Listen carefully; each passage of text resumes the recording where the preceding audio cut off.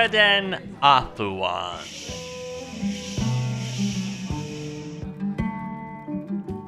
Every tale has its dark side, my friends.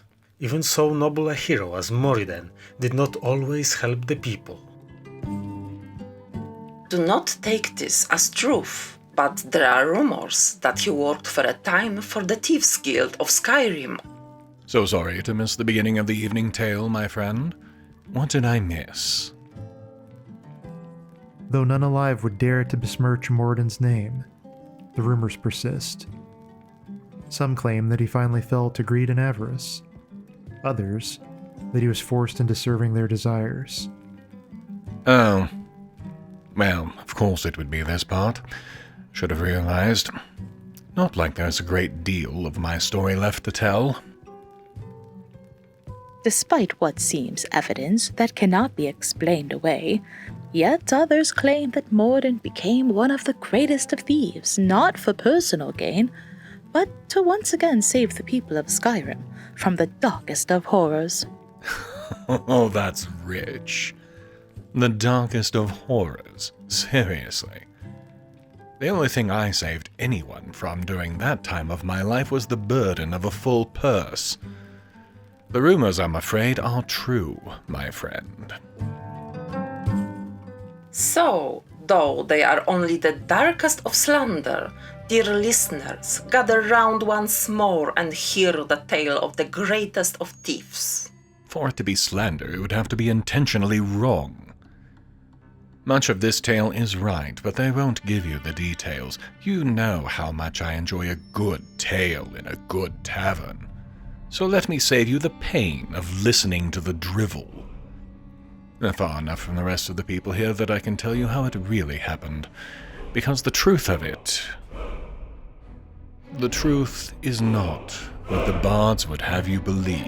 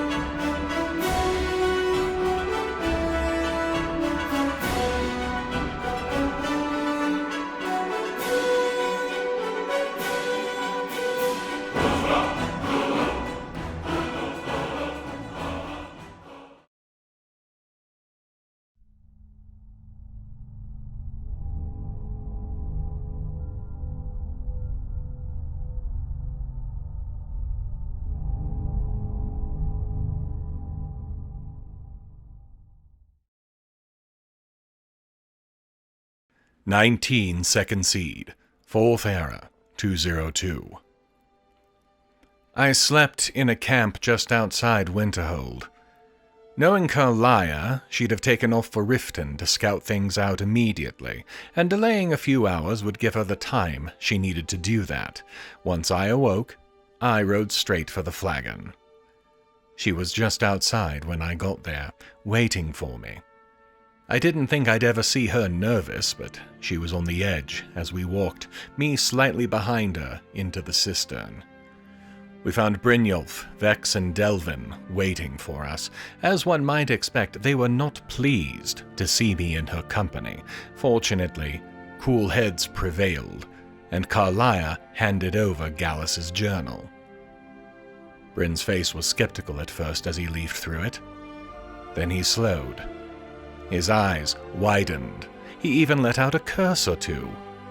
Snapping the book closed, he turned and started stalking to the back of the cistern, towards the vault of the guild, telling Delvin to get his key out.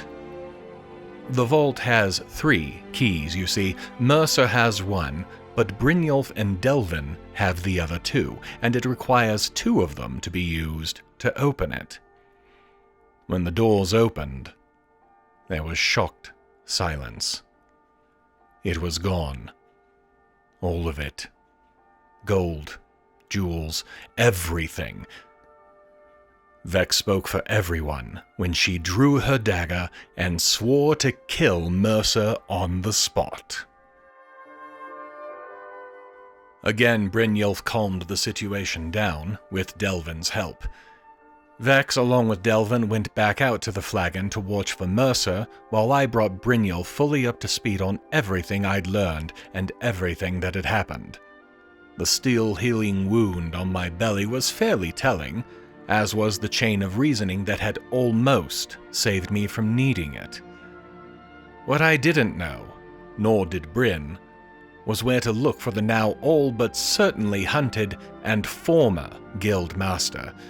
That meant having to go through his home, Riftweald Manor, here in Riften. Brynjolf paused for a moment as if to lend weight to the moment, and then gave me authorization to kill anyone between me and the objective of locating Mercer. Anyone. Riftweald has something of a watchdog, a fairly unpleasant man called Vald. While I have permission to kill if I need to, I would prefer not to leave a body behind if I can help it. It would not only cause problems here in Riften for the guild, but it would also tip off Mercer, if he's paying attention, that we're coming after him.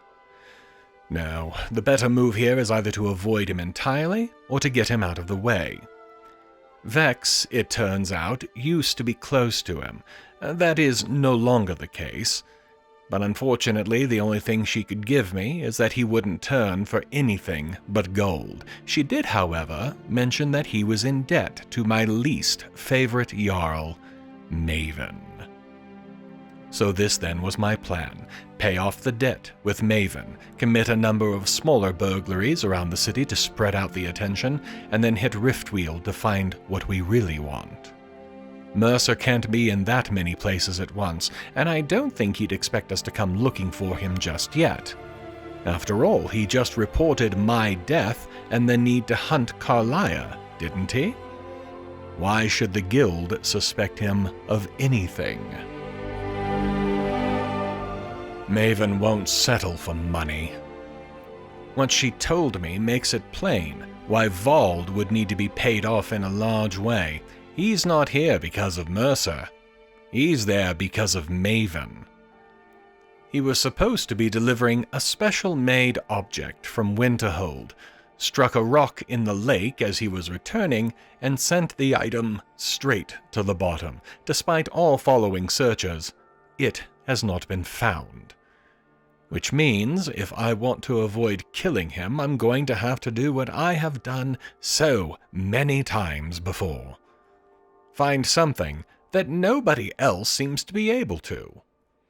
We have a small amount of time for me to try this, but if I can't find it quickly, well, we do what we must, do we not?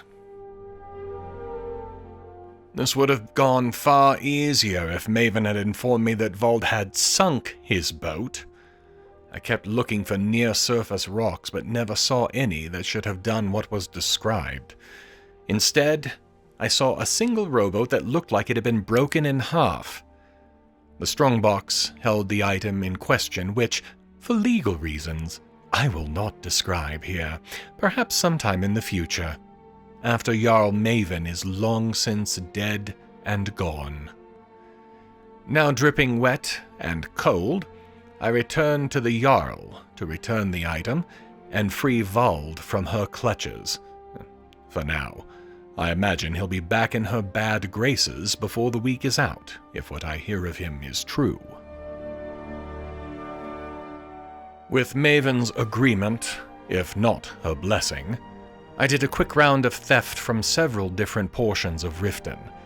The guards were called fairly quickly in a few cases, and in the others, a quick tip in their ears was enough to get them moving.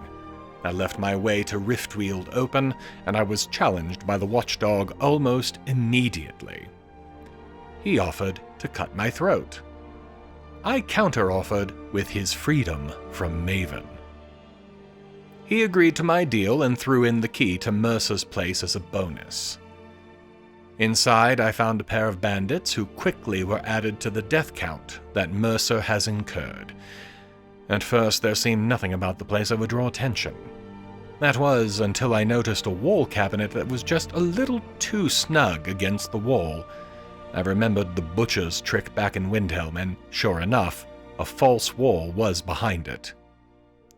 The next section of the house had almost every defense that a Nordic tomb might, from impaling spears to poisoned darts. It even had a few swinging axes and a loose battering ram. I took this as a sign that I was getting to places I wanted to be, which proved right a few moments later. He'd left a map and everything, though, to be fair, the map might have been from the guild's vault originally. This in hand, I left the house via a connection to the Ratway and went to find Brynjolf. The plans I found were from the vault, and they are for one of the biggest heists that the guild had ever considered. In short, having taken everything else from the guild, Mercer is planning to take the biggest score as well: insult to injury.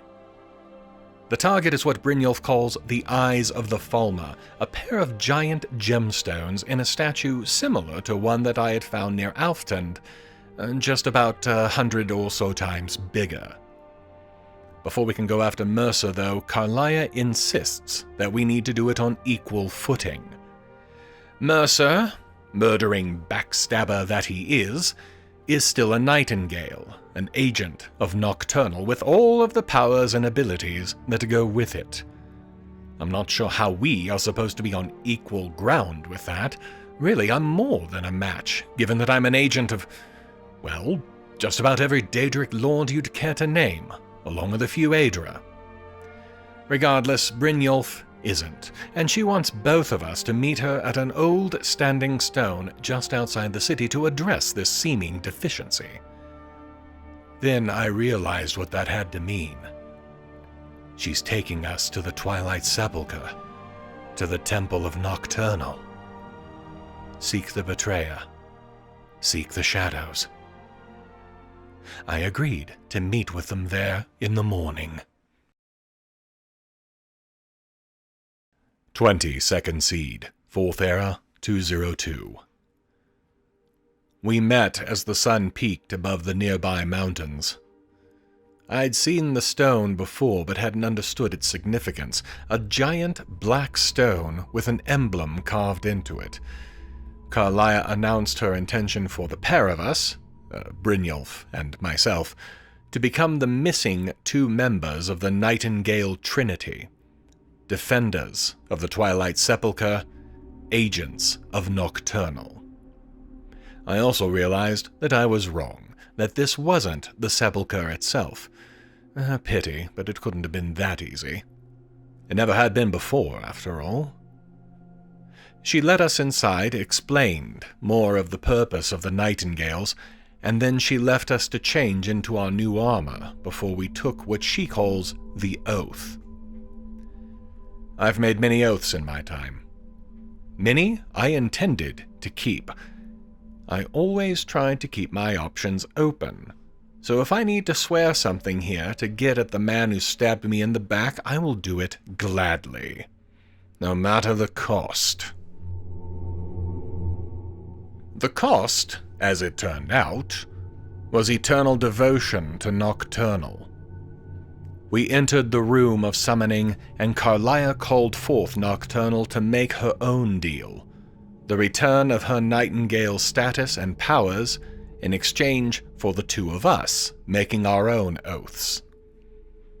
For just a moment I could have sworn I felt the full gaze of the Daedric Lord of Shadows, as though she had recognized me, knew who I was and what I was about being here. I have felt the gaze of many of the lords before, but hers, somehow, it was more discerning in a way I have never experienced. She accepted the terms. I could feel her power enter me as I became an agent of Nocturnal. Our first order of business would be to deal with Mercer Frey, the betrayer, the murderer, the oath-breaker. When it was over and Nocturnal had departed, Carlia gave us the true offense that Mercer had committed. Nocturnal keeps her artifact in the sepulchre. The skeleton key, an object able to unlock anything. Mercer had stolen it, which explained how he was able to open the locks he had without any seeming effort. But doors are the least of what it is able to unlock. Every ability that is locked away in a person's mind, every skill that a person could possibly possess, imagine that there could be, locked away in a person's mind, the same ability that I only found through chance, through being in the right place at the right time. Imagine an entire province full of Dovahkiin. And that would be the least of the powers that could be unlocked if one truly understood what the key can give. This is why Mercer is being hunted. The betrayal was enough, but to have this artifact in his hands cannot be tolerated.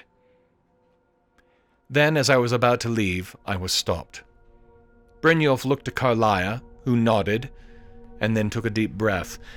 After discussion, given my role in the discovery of Mercer's actions and my efforts to restore the guild these last weeks, Brynjolf intends for me to take Mercer's place as the new Guildmaster. There won't be any actions taken until after we deal with Mercer, just in case, but he stated it plainly. Another group to keep an eye on. I swear, what other group is there to lead in Skyrim that I have not yet taken the reins of? If I wasn't living it myself, I'd say it was ridiculous. It has been quite some time since I was last in Erkingthand. I don't even remember why I was here last time, honestly. It was still empty, though, making entry to the main portion of the ruin an almost literal walk in the park. I hadn't explored the main ruin, though.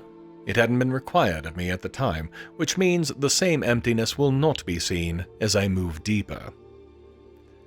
On the ride, I realized that I might have made a mistake.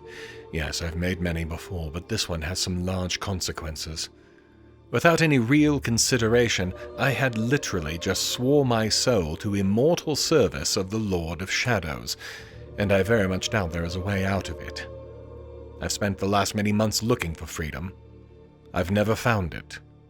Among the thieves, despite my intended search for Nocturnal from the beginning, I have found some of that freedom I was looking for. And I've given it away. All for powers that, as yet, I do not understand. I can't even say if the power is worth it here or not. For the moment, there is nothing to be done, but once this is over, once Mercer is in the ground and the guild is on its feet fully, then I start looking for a way out of this deal that doesn't involve being tortured for all of eternity. I caught up to Carlia and Brynjolf inside the ruin, and we continued into the ruin together. We moved as quickly as we could to try to catch up to Mercer, and we knew he was here, long before we actually caught sight of him knifing a pair of Falmer below us. Despite seeing him, we were far behind him. Sticking to the shadows, we moved as quickly as we were able.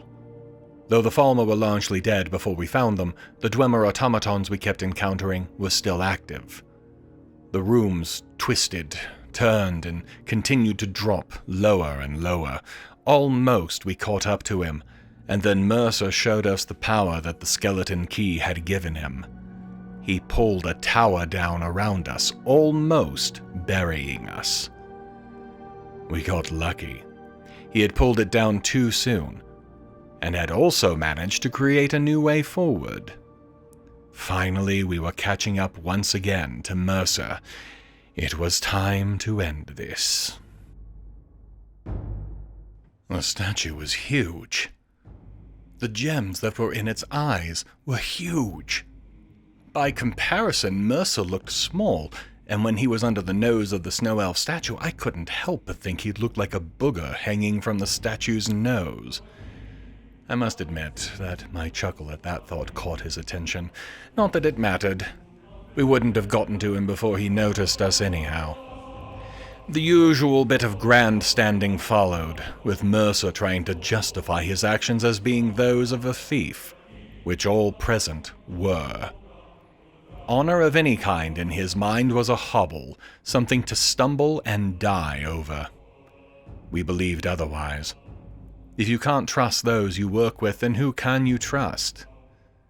It was in that moment that I realized how many groups I'd been part of recently that hadn't been trustworthy. But that would need to be examined more later. Mercer and I had a score to settle. The fight was very one-sided, and not in Mercer's favor. In his efforts to make sure we could see and hear him, he had placed himself in a very exposed position. Once we'd had enough of listening to each other shout, I put several arrows in him. He never had a chance to fight back.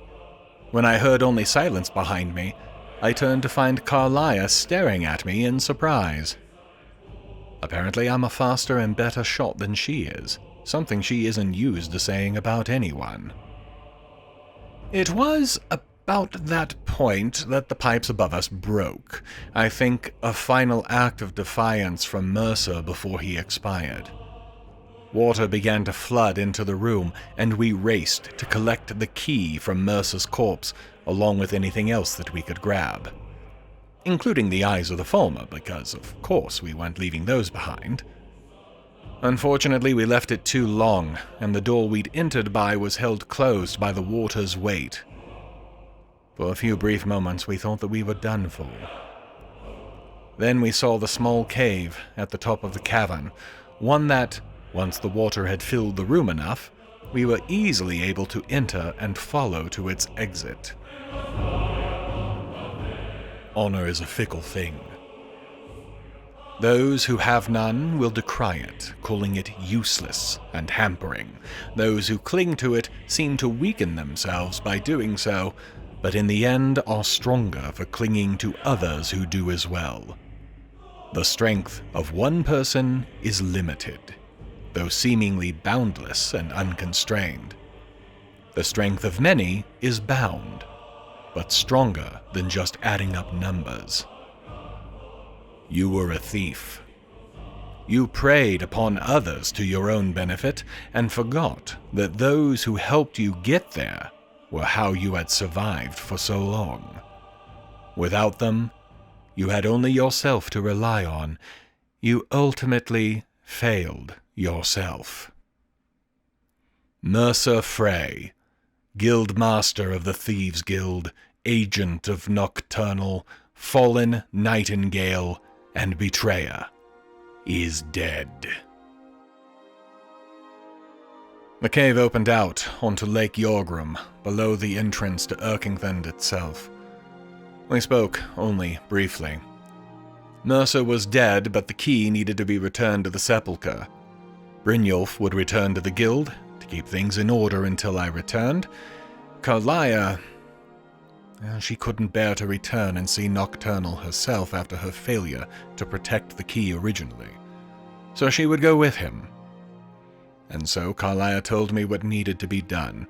The key, when it had been taken, had sealed off the inner sanctum of the sepulchre, where the key belonged. The only path to it was the Pilgrim's Path, something that Carlia had never used. She had no idea what I would face, and could only bid me good luck. They left for Riften. I slept. I will return to the sepulchre tomorrow to return what should never have been stolen.